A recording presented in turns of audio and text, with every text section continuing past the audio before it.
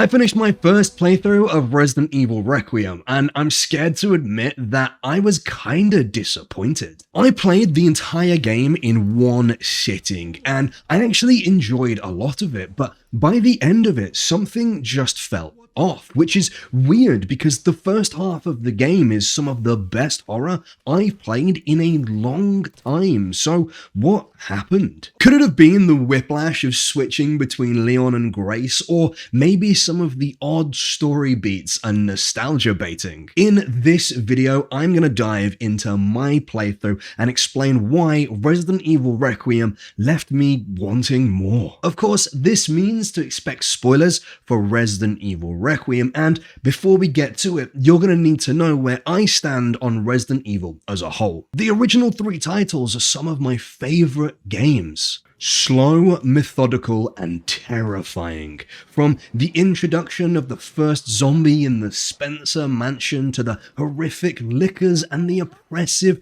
nemesis, it's clear to see why the original 3 games launch such a strong franchise. In 2005, Resident Evil 4 came out, which was a massive pivot in the series. Gone were the tank controls and slow backtracking pace. They've been replaced with an over-the-shoulder camera and action-orientated gameplay similar to a lot of the titles in the early 2000s, but for what it's worth, Resident Evil 4 is still considered one of the best games ever made.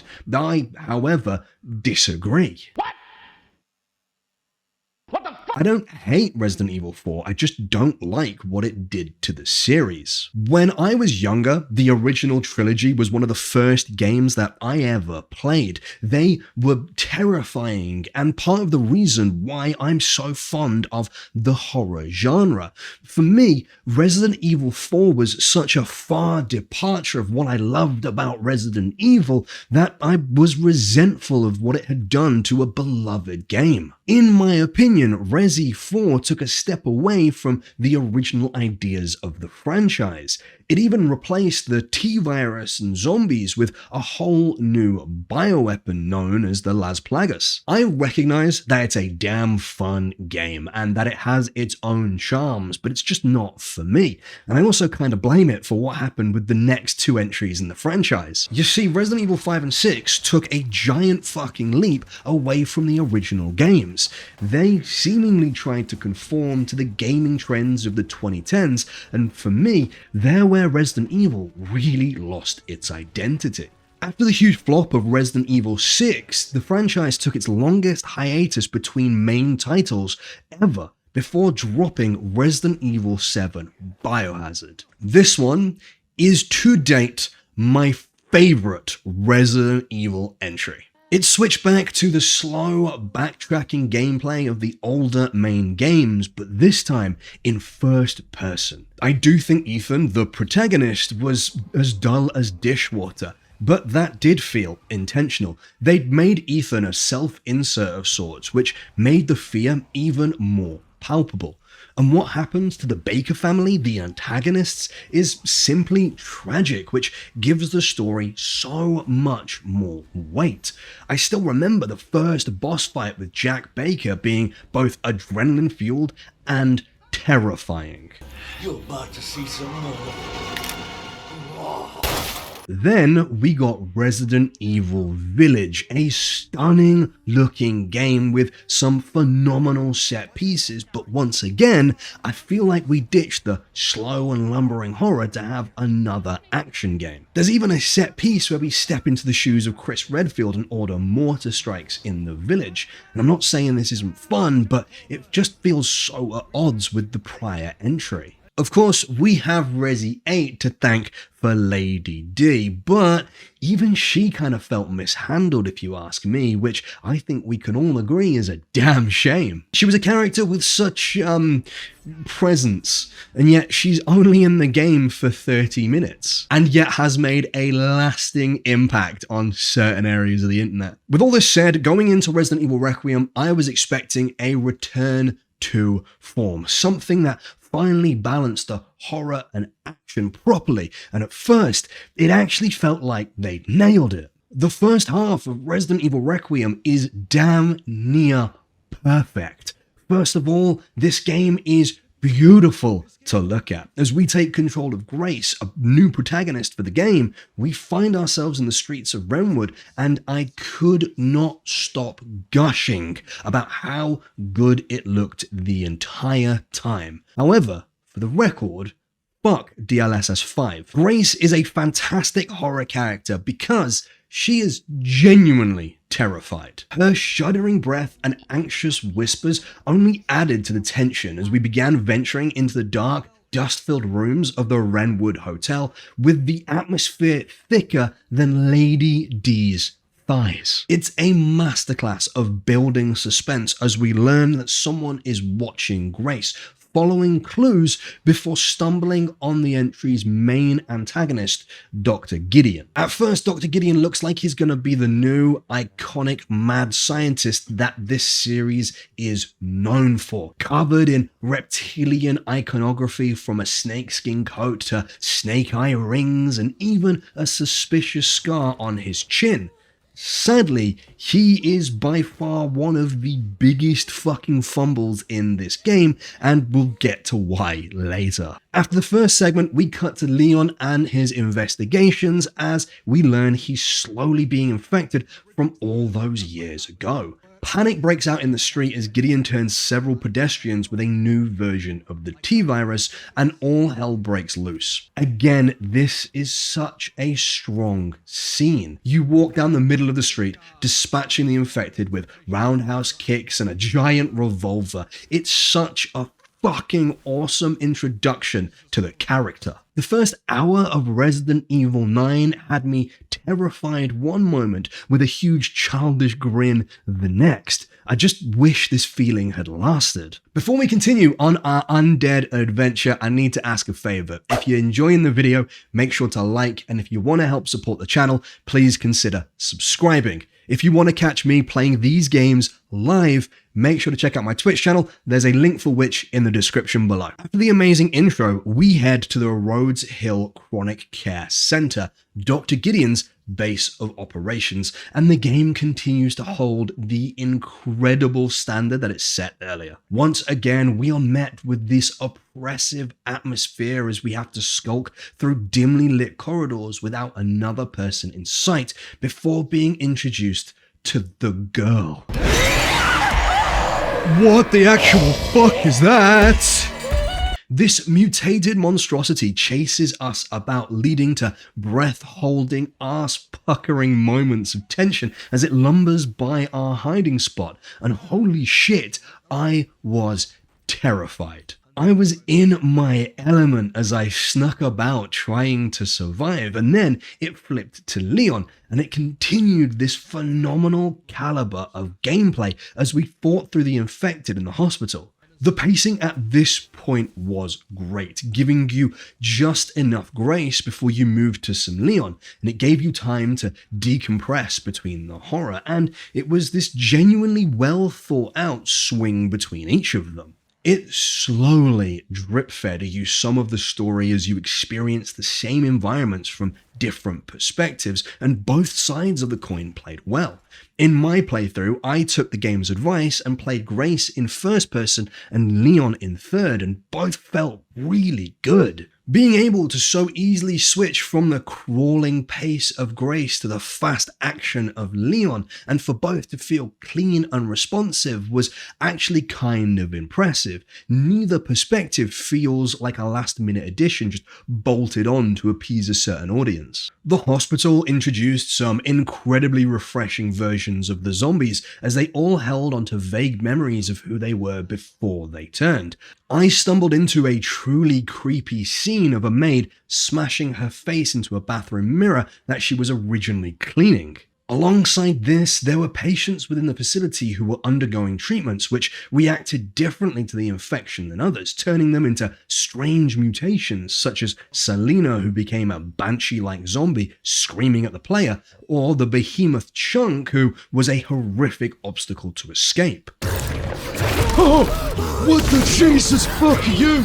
My only disappointment is that you don't see either of these creatures mutate like in other entries in the game. It would have been nice to have met them as patients and got to know them a little bit as we saw their humanity stripped away as they became these monsters and really pushed the body horror that Resident Evil is usually known for. The game continues to swing back and forth between Grace and Leon as we learn about the facility, its secrets and horrors, and it manages to maintain a genuinely strong pace. Admittedly, Grace's sections were longer as you moved far slower, and there was a significant amount of backtracking, but I didn't really notice it. There was even a quite fun section when you needed to provide sniper cover as Leon to ensure Grace and Emily, a young blind girl you meet, can get to safety, and it set my expectations that in this story, Leon was actually going to be a secondary character, which I liked the idea of. Grace isn't a fighter, and she's never set up to be one, and I expected Leon to have to be that counterweight, either always coming to rescue like with Ashley in Resident Evil 4, or being a support for Grace to grow from, and unfortunately this wasn't the case. At the end of the hospital section, Emily is wounded and sadly dies, which triggers her mutation. Leon does as he does best and mag dumps into the monster, all while Grace is begging him to stop. The monster dies, and this seemingly breaks Grace, who tosses Leon's gun away and walks off having given up. As she wanders away from the man who saved her life multiple times at this point, she comes across Gideon and Timu Wesker, who offer to show her the truth, and she accepts. This is where I begin to struggle a little bit with the story. If I were kidnapped by a man who resembled a living corpse and then stole my blood, and that same man asked me to go on a helicopter ride with him, I'd probably turn to walk into traffic. Perhaps it's chalked up to emotional stress or simply having seen no other option, and admittedly I am perhaps being a little bit pedantic, as there does need to be a certain suspension of disbelief when it comes to some storylines, especially ones in Resident Evil. And so, for whatever reason, Grace goes with them. And we then tune in to the Leon show, and this is sadly where the game lost me. The next few hours are a throwback to 2006 and the era of Brown. We travel back to Raccoon City for a good old nostalgia wank, and apart from the giant spider being utterly fucked, this area gave me the worst case of whiplash. You wander around the remnants of the city collecting parts for a detonator while battling through a huge number of undead which survived in the rubble of the city. How? No idea. Either way, you now get points for killing zombies, which you trade in for equipment. This entire section feeling like a huge departure from the earlier game and sets the standard for the rest of it. Additionally, you end up fighting chainsaw-wielding zombies with metal helmets, infected BSA soldiers with guns, and some which are able to use mortar cannons. All of this culminated in what I felt to be an absolute slog of a time, and it's then capped by one of the weakest action sequences in all of the Resident Evil games. And I know that that comment is probably going to get me some shit, but I don't care what anyone says. This area and the bike chase sequence are awful. Was driving up the side of a building badass? Yes, absolutely. But the entire sequence never seemed to keep pace. It didn't seem to matter if I did damage to the boss, and it featured enemies I'd never seen before. I ended up feeling like this entire section was incredibly unfinished and just tacked on to have a signature sequence. Maybe if it hadn't had to follow the amazing first half of this game, I'd hold this section in higher regard, but it just feels so juxtaposed compared to what we had up to now. Being a badass with a pump-action shotgun, roundhouse kicking zombies is incredibly fun, and I'm not saying it shouldn't be in the game, but what I am saying is that compared to the hospital sections, Leon got a raw deal, and that raw deal echoes through the rest of the game. I genuinely believe that this game should have been more like Resi 1 and Resi 2, in that you pick which character you're going to play first, beat their story, and then play the second half. That way, it could have established two separate themes rather than just forcing you to jump between both. Moving on to the Nostalgia Wank section, we crawl through Raccoon City Police Department as the game holds up a number of "Hey, remember this" signs. And there's no denying that I did fall for it a little, but I can't help feel it would have been better if Grace had been the one stumbling through these sections, giving a fresh perspective on old events. Perhaps Leon's infection could have worsened as the pair followed Gideon and Timu Wesker after they kidnapped Emily instead. It's then that Grace needs to descend into her lab below the orphanage to find the cure while discovering her true identity. Instead, the small Grace section we got was another flashback. The orphanage flashback is terrifying. Zombie children with red eyes are horrific. Immediately after, we're back with Leon as all the color is drained away once more, and we descend into a research facility for more badassery.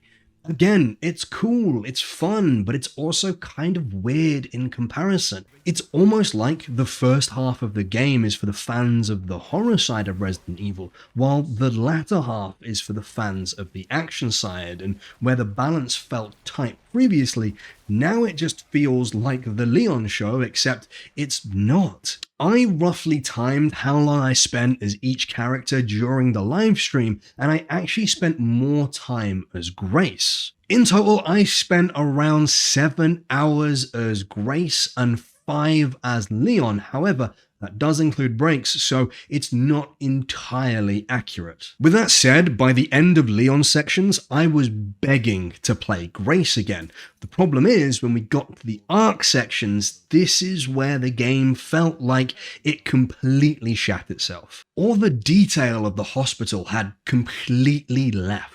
Where we had infected persons who had a unique character and charm, now all we've got are copy and paste creatures. I was incredibly excited to see the Lickers return because, as I mentioned, they're a personal favourite, but there was also a bunch of grey, crusty zombies, and the mixture of the pair was infuriating. The Lickers are blind, meaning that you can sneak past them, whereas the zombies are not, which means you have to fight them. But if you fight them, the Lickers hear you, and I'm certain you can figure out where this is going. And this isn't one specific area's challenge. This is now the entire fairly short section. In the end, I just said, fuck it, armed Grace to the teeth, and just fought everything. I don't know if this is supposed to be Grace's badass moment or if I just brute forced it as I reached my 12th hour of stream, but it felt like a complete loss of character in both the enemies who'd become copy and paste and the thoughtful level design we'd seen earlier. Even the story felt odd at this point. We'd arrived in the final room only to escape and then make our way back via accidentally stumbling on answers. It felt like incredibly odd pacing. Rather than giving the characters agency, it stripped it away and they tripped over the resolution by accident as Grace suddenly remembered she had a diskette on her the entire time, which hadn't been mentioned since the start. Even Gideon seemed to ignore it when he captured her. After all of this, though, is where Resident Evil Requiem commits what I consider a cardinal sin of game design. One thing that I fucking adore in video games is multiple endings. Having to figure out what I did right or wrong at certain parts of the story so that I can change the ending and which twists were affected and what outcome I was gonna get puts me in my element. Resident Evil, along with many other survival games, have generally always had multiple endings and rewards tied to these endings, but in Requiem, it simply gives you an A or B choice. Nothing you've done before this point matters, and to compound the issue, the game makes it very obvious which is the correct ending. Normally, the correct ending is up for a little bit of a debate, which allows discussion around which one you got, but not in Resident Evil 9. One ending gives you downplayed credits, an incredibly quick ending sequence and no final boss, only to then literally ask you if you'd like to roll back and pick differently the moment you're back on the title screen. If there is such a clear-cut right and wrong ending, then why let me choose? What does it add to the game to have a fake out ending when you tell me that it's the fake ending? Side note, I partly think the fake out ending would have actually been better than the real one, as it would have been a huge twist for the series, but the outcry would have been unfucking real. Either way, when you pick the correct ending, you get Gideon as the final boss. He turns up with an arm missing after his fateful, boring motorcycle crash, which then grows into a fleshy tentacle, and he proceeds to bitch slap you. It only takes a few shotgun shells, and then he mutates, but not into some giant serpent like I assumed he would with all the iconography, but instead into a giant brown lump. He turns into a literal clump of shit. I am the great mighty Pooh, and I'm going to throw my shit at you. And I think this is a pretty good metaphor for Requiem. All these fantastic ideas and stunning visuals start so incredibly strong, only for it to shed its skin and turn into a wad of brown noise. There's some debate to be had that maybe I'd have enjoyed it more if I'd broken it into multiple sittings rather than playing it all in a single stretch. Perhaps fatigue set in. But I don't think that's the case. I recall the start of Resident Evil 9 with huge fondness, as I would say the first half of the game is one of the best Resident Evils, but I felt like something happened and then they lost their way. I enjoyed playing the game. I had a fun time with Resident Evil Requiem. It looks stunning and it plays incredibly well, but those things don't specifically make a good game. They make a fun game, but I like my visuals and mechanics to lend themselves to something that leaves a lasting impression. Unfortunately, Resident Evil Requiem loses itself in the latter half of dull browns. I have several issues with the story, including how, if this was your first Resident Evil, you'd likely be fucking clueless as to many details, or how there's very, very little tying it to 7 and 8. I realize the story of 7 and 8 is done with, but you could literally ignore them existing regarding Resident Evil 9 besides the mention of the connections, which isn't much beyond a few name drops. That being said, Resident Evil is kind of notorious for just dropping characters and plot lines out of nowhere. Okay, so I'm a little bit worried that this video is going to come off as me just hating on Resident Evil Requiem, which I'm not. I just think the game felt like two separate games glued together in the middle, and I guess I expected more. I was so utterly blown away by the first half that the latter bummed me out. Maybe I expected more Resident Evil 7 and was disappointed to get Resident Evil 4 instead. But honestly, at this point in the video, the words Resident and Evil have begun to lose all meaning. So what did you think of Resident Evil Requiem? Did you love it? Am I full of shit? Let me know in the comments below, and support the channel by hitting the like button and subscribing if you've enjoyed my content. Don't forget you can catch me playing through these games live over on Twitch. There's a link for which in the description below. Thanks for enjoying, take care, and I'll see you in the next one.